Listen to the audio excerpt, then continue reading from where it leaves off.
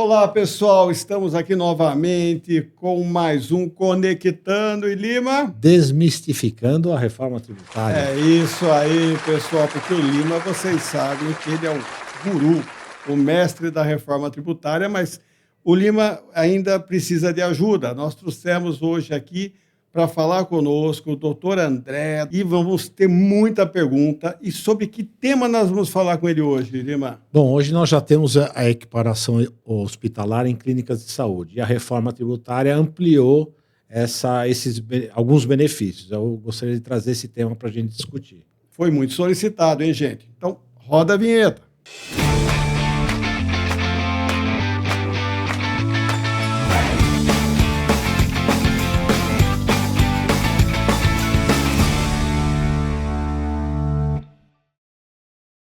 É isso aí, pessoal. Estamos aqui começando mais esse programa ao lado do Lima, esse ancião, essa pessoa que tinge a barba de branco, porque a barba dele não é branca.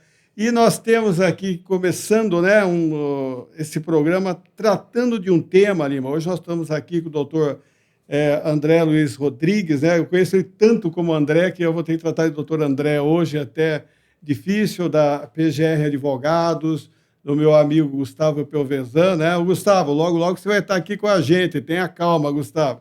E membro da Comissão de Direito Tributário da OAB Campinas. Então, estamos trazendo o pessoal que sabe falar, Lima, quem entende da coisa. E nós estamos, pessoal, com uma pergunta muito frequente e recorrente, né?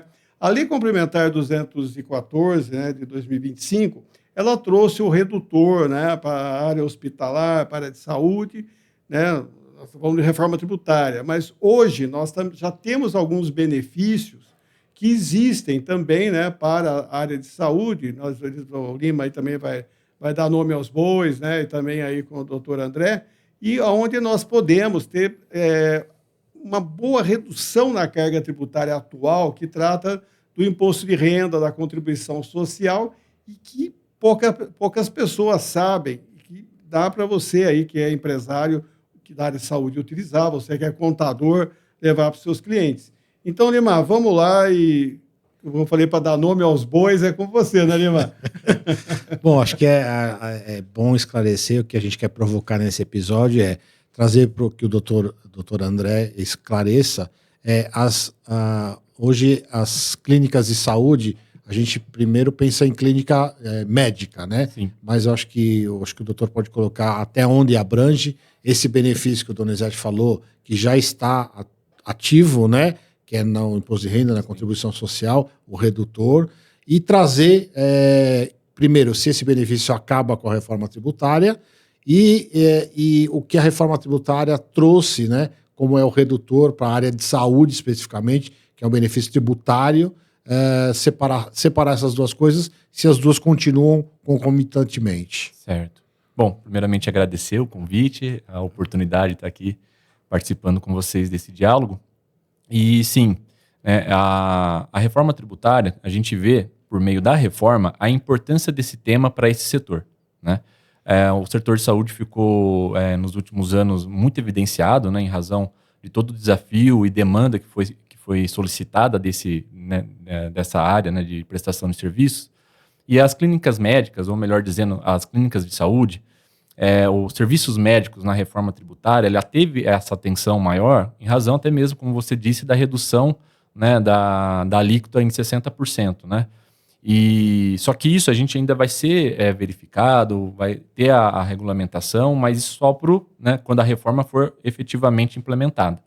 Agora, as clínicas de saúde, elas já possuem um benefício que já é previsto, né, em lei, com relação ao imposto de renda e contribuição social sobre o lucro líquido. Que nem está sendo tratado na reforma, né? Não. A reforma sobre o consumo trata, obviamente, sobre os tributos incidentes sobre o consumo.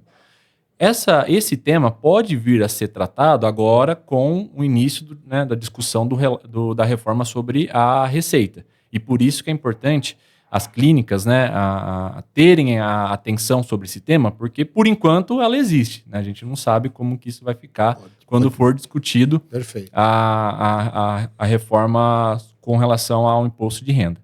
Então, o que a gente está falando aqui? Existe uma previsão legal, né, a Lei 9.249/95, traz nos seus artigos 15 e 20 a previsão de que para serviços médicos e uma lista lá de terapias, atendimentos, procedimentos, podem ser equiparados ao serviço hospitalar e com isso tem uma redução na base de cálculo do imposto de renda e da contribuição social no regime do lucro presumido. Então a gente já tem interessante, aqui, hein? Não é lucro real, pessoal. A gente está falando, não é simples também, né? Mas lucro presumido. Então, essa legislação trata justamente do lucro, do regime de apuração sobre o lucro presumido. Para essas empresas, ou seja, sociedades empresariais, né, limitadas, que estejam de acordo com o Código Civil, né, com os dispositivos do Código Civil que trata de empresas, que prestam esses serviços médicos, né, equiparados ao hospitalar. Enfim, mas qual que é o benefício? O benefício é a redução, né, como todo mundo sabe, a prestação de serviço no lucro presumido, ela tem uma base de cálculo de 32%, certo? Com esse benefício, cai para o imposto de renda para 8%. Que é a mesma base que se utiliza para comércio, que a área de serviço é super taxada, né? Sim. A redução é gigantesca, né? Não, é evidente que se trata de um grande benefício. E a contribuição social sobre o lucro líquido, né, cai de 32% para 12%. Que é a base do comércio também. Ou seja, é realmente uma atenção que o legislador teve para esse setor em tentar, né, desonerar, tentar realmente tirar um pouco do encargo tributário como forma de, né, oferecer uma melhor saúde para as pessoas, porque é um ciclo, né? Então a empresa ela reduz a carga tributária, tem mais dinheiro para investir e, consequentemente, quem utiliza desse serviço vai ter, em tese, uma melhor prestação de serviço. Então, a base legal é essa. A Lei 9.249 de 95, artigo 15 e 20, né, traz essa previsão da redução da base de cálculo do imposto de renda e contribuição social sobre o lucro líquido de 32 para 8 e de 32 para 12. Então, esse é o benefício. Agora, a gente trazendo um pouquinho dessa contextualização para a reforma tributária, a gente sabe que os prestadores de serviço em geral vão ter um impacto relevante, né, comparando com as empresas de comércio, de aumento de carga tributária. De fato, parte transferiu. Mas eu vejo que, por ser uma atividade essencial à saúde, esse redutor busca equiparar ou equilibrar essa questão, esse redutor de 60% na alíquota, ou simplesmente foi uma questão financeira? Não, eu avalio, Lima, que esse movimento da reforma é um movimento nesse sentido de dar uma atenção e realmente tentar desonerar esse segmento de prestação de serviço. Eu acho que, sem dúvida. Até porque, se não me engano, é um dos maiores redutores de alíquota que a reforma prevê, né? 60%. Né? Só não ganha da cesta básica. Né? Exato. Que é zero. Mas realmente. Então, mais fato né, que a partir da reforma vai haver aí ainda que tenha esse fator de redutor, vai ter um aumento tributário, né, para as clínicas. Né? Então, o que reforça ainda mais a importância dela olhar para a tributação dela sobre a renda. Então, ao mesmo tempo, se preparar para se adequar à tributação sobre o consumo, né? Todas as nuances, né? Adequação de sistema, ela também verificar se ela não está pagando a mais no imposto de renda. Porque é muito comum, por mais que essa tese, eu digo nem tese, porque tese pressupõe uma construção de entendimento, né? É uma previsão legal. E não depende de ação judicial. Não depende. Mas, como a gente vai discutir aqui ainda, a Receita Federal, ela tem uma interpretação da lei mais restritiva do que a própria justiça, né? O próprio Poder Judiciário teve sobre esse tema. E aí que está a importância da consultoria tributária, consultoria contábil, para implementar esse benefício nas clínicas.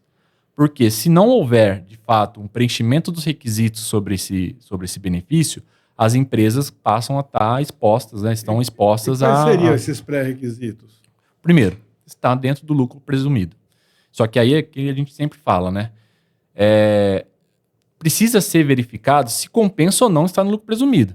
Por isso, o papel do contador e do advogado dialogando com o empresário para saber, bom, o simples, talvez o simples continue fazendo sentido para a empresa, para a clínica naquele momento. Ao passo que ele já tem uma folha de salário maior, ele já tem uma estrutura maior, uma receita maior, que o simples já não é mais vantajoso, faz sentido ele migrar para o lucro presumido. Então, respondendo a sua pergunta, primeiro requisito está no lucro presumido. Segundo requisito, está ser formada uma sociedade, formatada numa sociedade empresarial, não numa sociedade simples. Então tem que ser sociedade, a configuração societária tem que ser sociedade empresarial. É empresarial, precisa estar numa junta comercial. Está registrada numa junta comercial. E o terceiro requisito, que esse é o mais polêmico, é atender às exigências da Anvisa. Tem que ter registro na Anvisa. Não, esse é o ponto. Só atender as exigências. Aí, quais exigências? Né? A RDC 50 de 2002, da Anvisa, ela traz todo um parâmetro de atendimentos e estruturação do ambiente para alguns procedimentos médicos.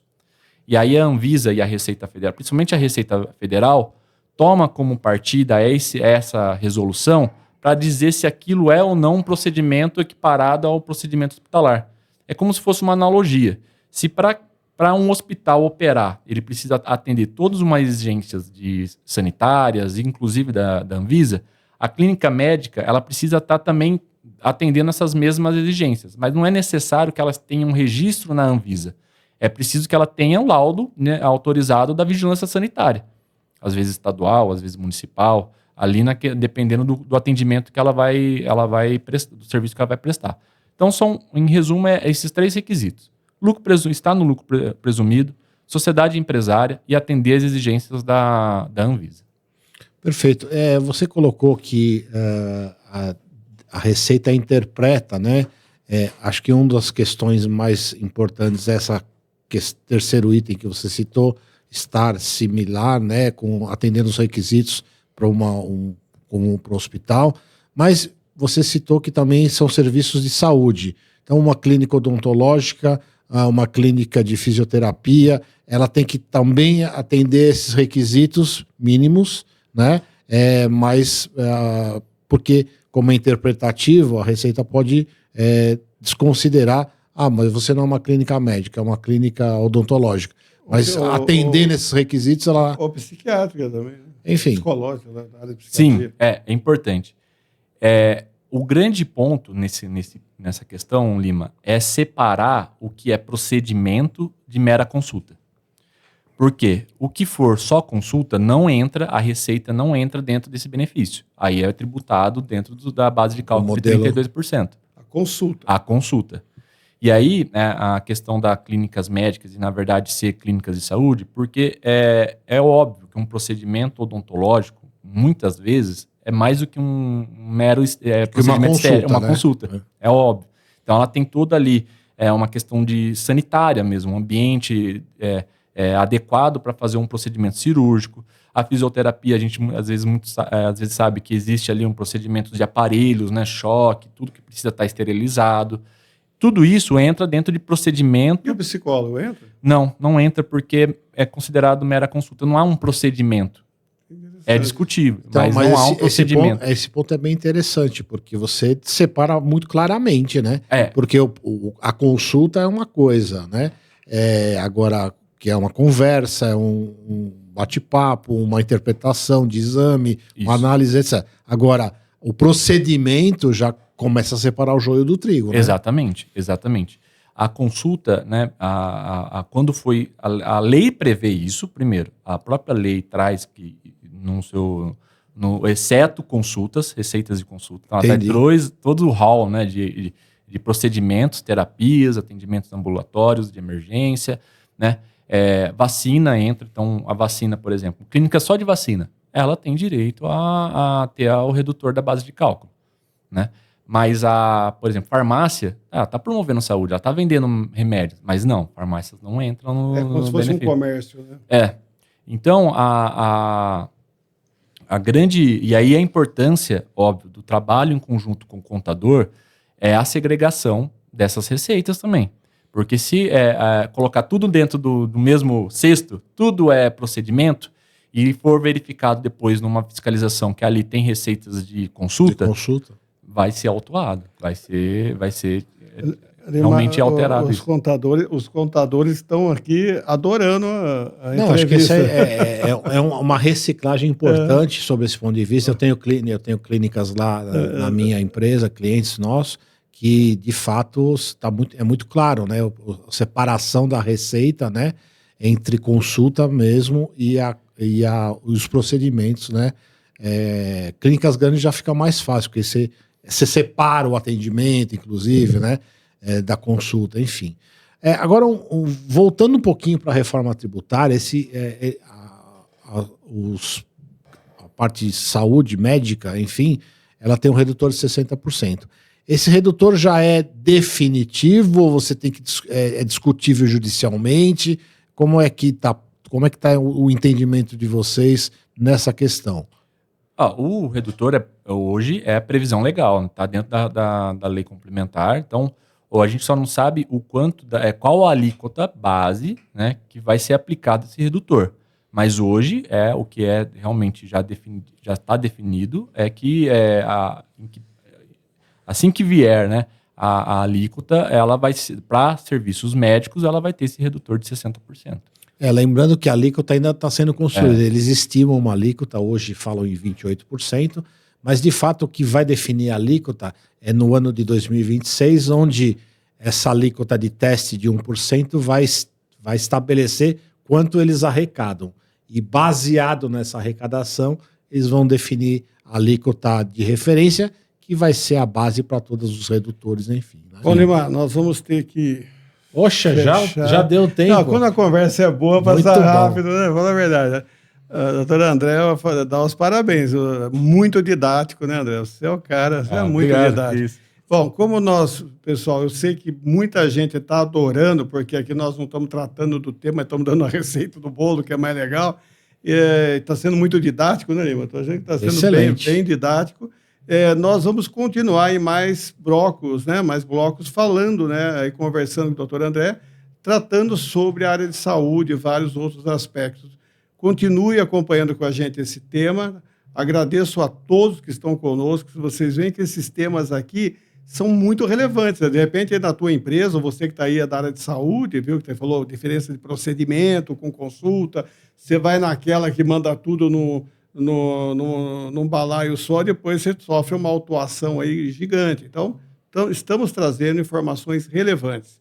E, Lima, vamos então para agradecer ao doutor André, mas nós vamos estar com ele mais vezes ainda, né? Agradecer inicialmente, Lima, a PGR Advogados, né? O time da PGR, vocês estão vendo aqui as informações da PGR, por ter trazido aqui o doutor André, que é um capitão lá do time. E, Neymar, quem mais? Agradecer nossos patrocinadores. Vamos lá, né? Por exemplo, a Nanodata, que é um grande apoiador nosso, do nosso projeto. A Kion, Soluções Contábeis Inteligentes, está com a gente desde o começo. E a Hort, consultoria, uma empresa aí do grupo. O grupo. Enfim, que está à disposição, que desenvolve e apoia essas questões da reforma tributária. Corporation. Não é Tabajara, mas está crescendo. Bate na madeira. É isso aí, pessoal. A gente brinca muito, mas a gente está aqui com muito carinho para vocês. E, Lima, para que o sol possa nascer amanhã, dá aquele joinha. Pessoal, você está gostando desse episódio ou de outros episódios, está acompanhando, não deixe de você se inscrever no canal, deixe seu like, mande suas críticas, suas sugestões, ideias, porque é você que ajuda a construir os nossos episódios. Valeu, um grande abraço para vocês e até o próximo. Tchau, pessoal. Valeu.